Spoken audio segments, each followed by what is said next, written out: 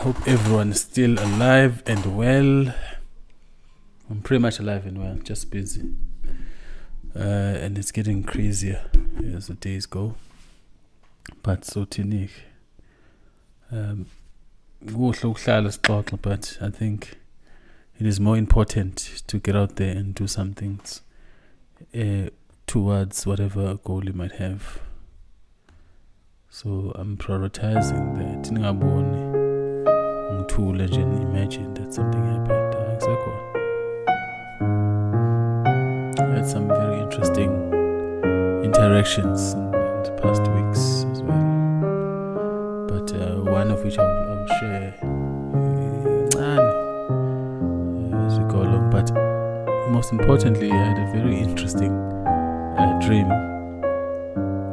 which plays to one of the questions I always say that we need to ask ourselves, Uti.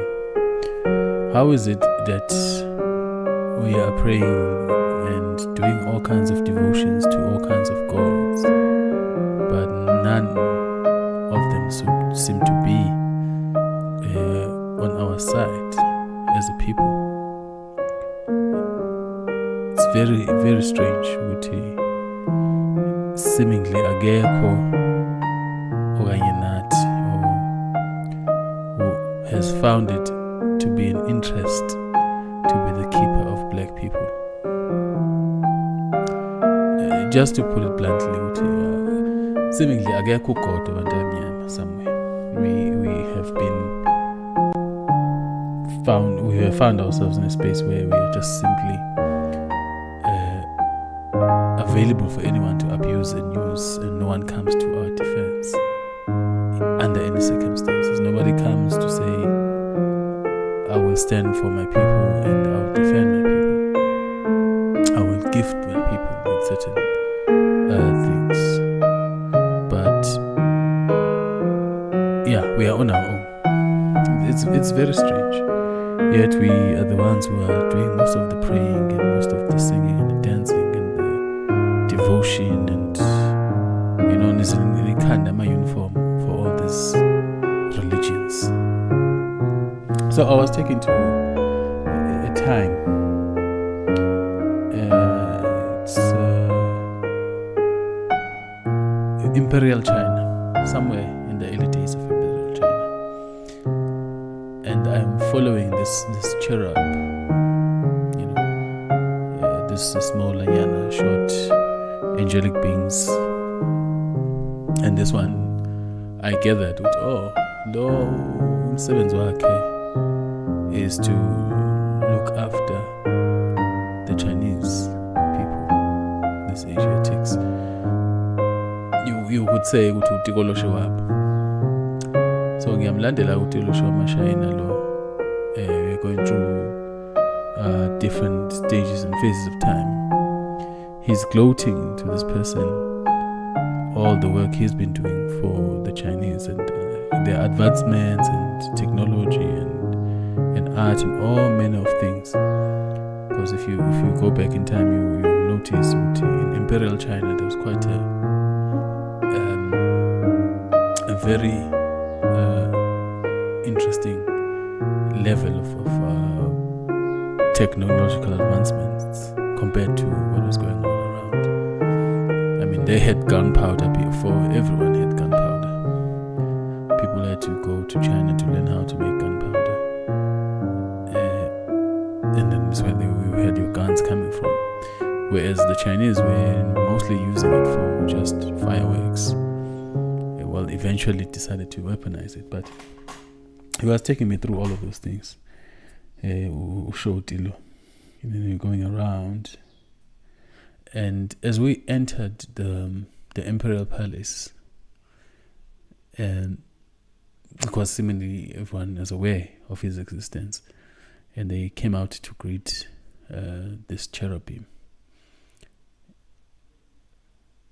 It's one of those things where it seemed like the emperor was had a particular dealing with this entity, and they were attached like that.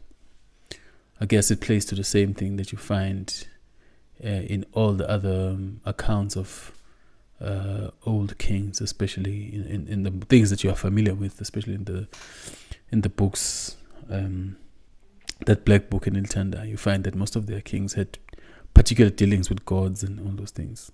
So now, seemingly, the Chinese had their own too. They had their own arrangement with this creature, angelic being.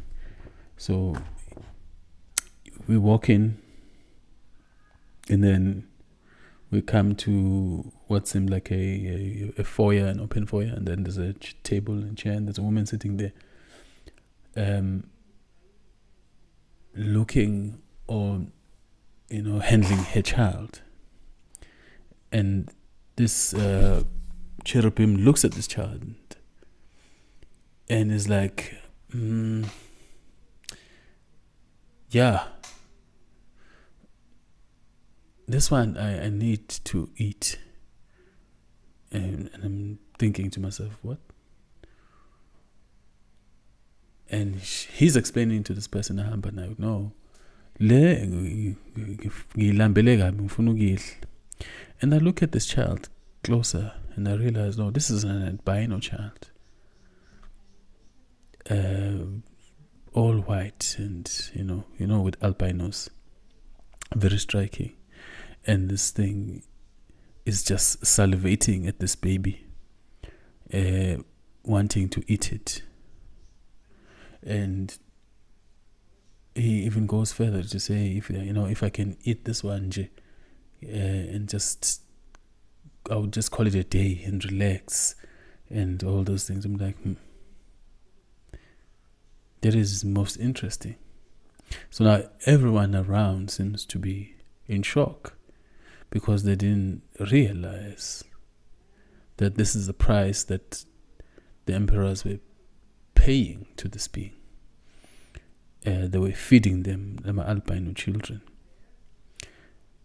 And it's a very interesting dream because the way it ends there. So I went and did some research trying to figure out what the relationship with albino children is and the Chinese. And when it comes to albinos, the Chinese are very reprehensive. They very much strictly believe that it's a sign of bad luck.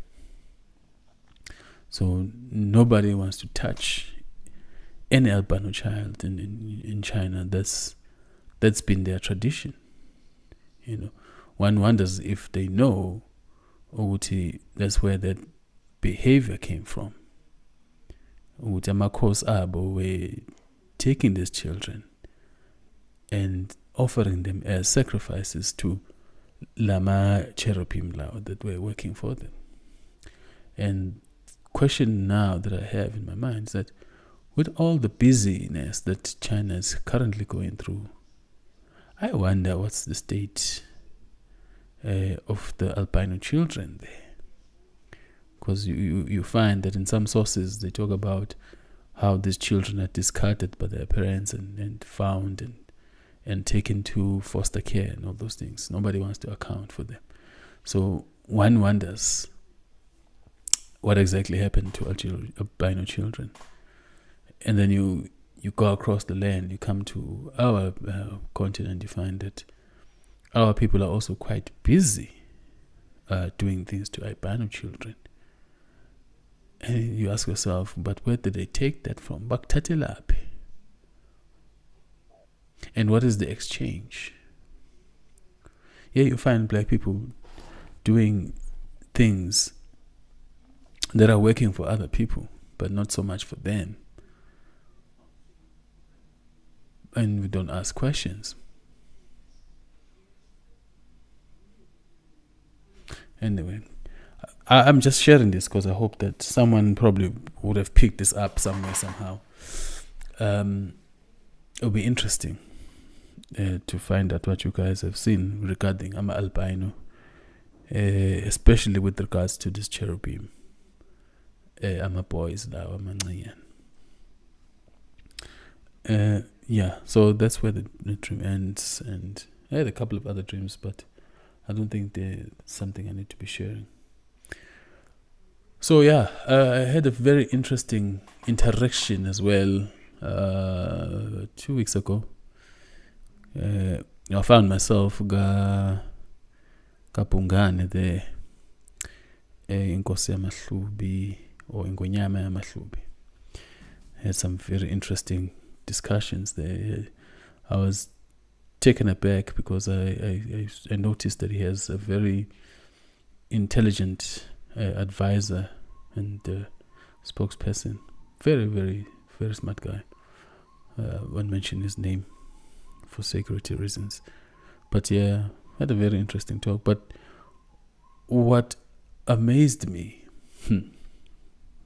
as I always say, abantu bayalazi udaba, but I think they just so caught up in trying to benefit from everything and not realize what is important and prioritize that which is important. People just want to be glorified at the expense of our reality. Because lento, of course, if isingayilungisi ngendlela yakhona, then our people are the ones who are suffering, while people want to shine and be glorified. Bantu bafuna ukukhonzwa at our expense. I mean, it's really bad. So this man says to me, because we're talking about amahlubi and amakhizi. It's like, no, we know ukuthi lava bakamkhizi and us are related somehow. You know how? Umthimkhulu was the one who prophesied ukuthi umkhize uzoyiphumela ibhodo lakhe. Oh, really? He said, yeah. I'm like, okay.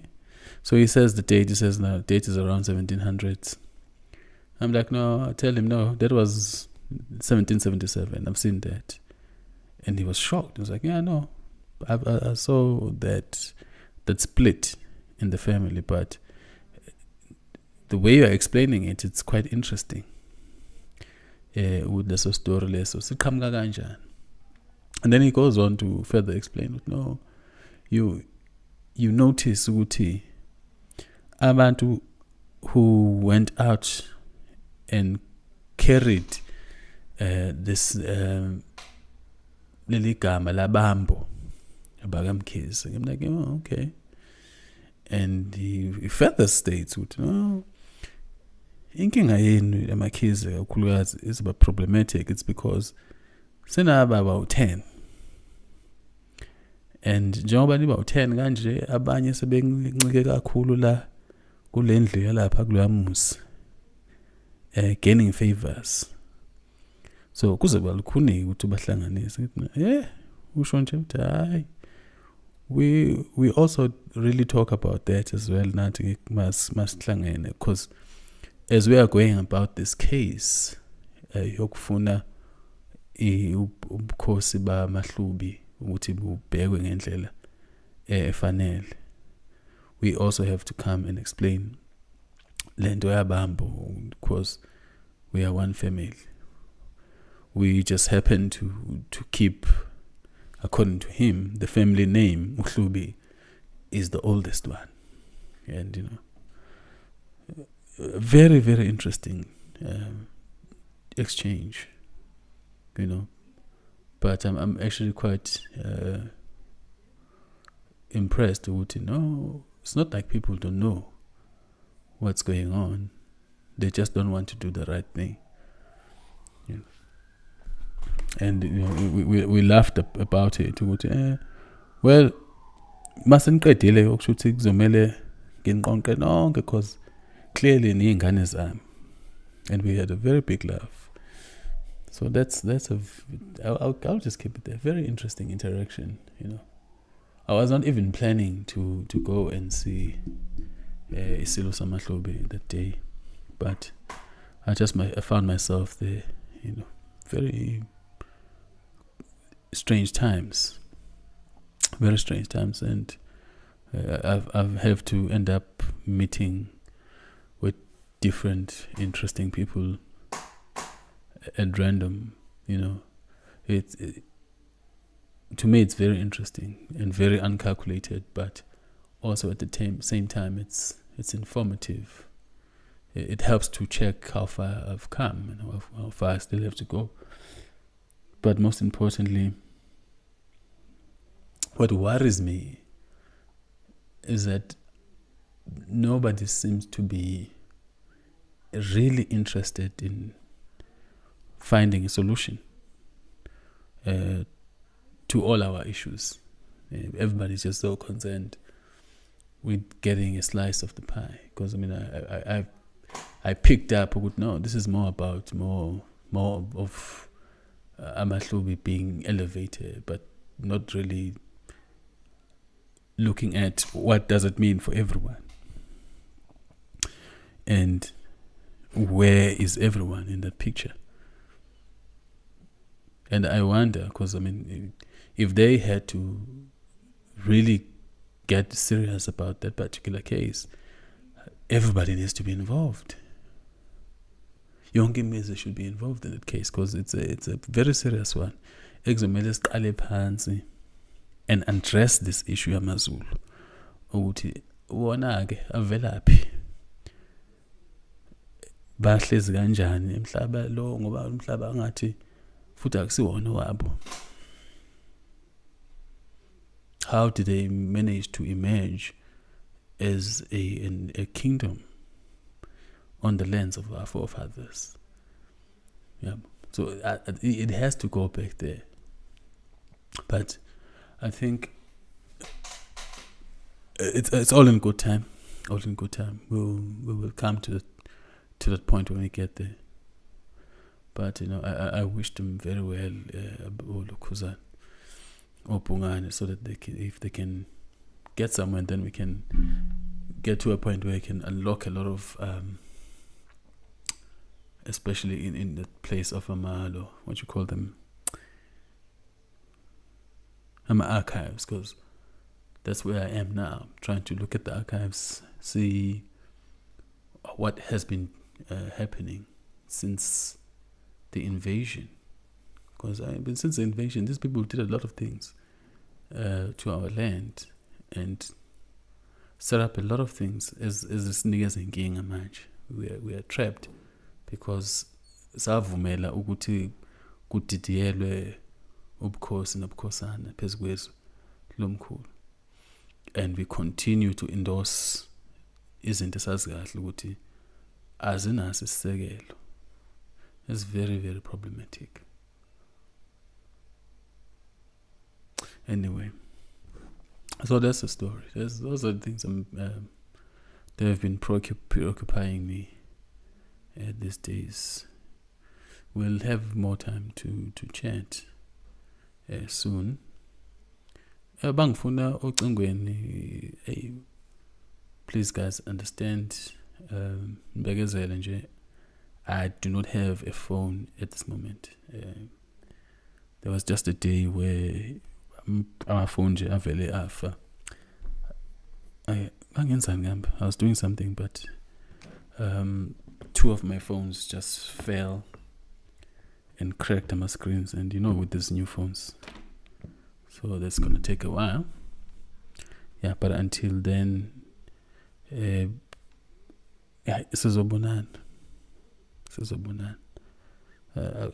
I think I need to come back and talk about this issue, yakhulukazi eLilipopo, ngoba I think we really don't understand where we are. We take it very lightly. I don't know why people take things lightly, but as I say them, these things are very serious. Where we spend our energy and virility in devotion and praise, because we are not getting anything in return. It cannot be that we should be continuing on praising and worshipping beings that are against us. Akufanele. Uthando kuthula nenjabulo.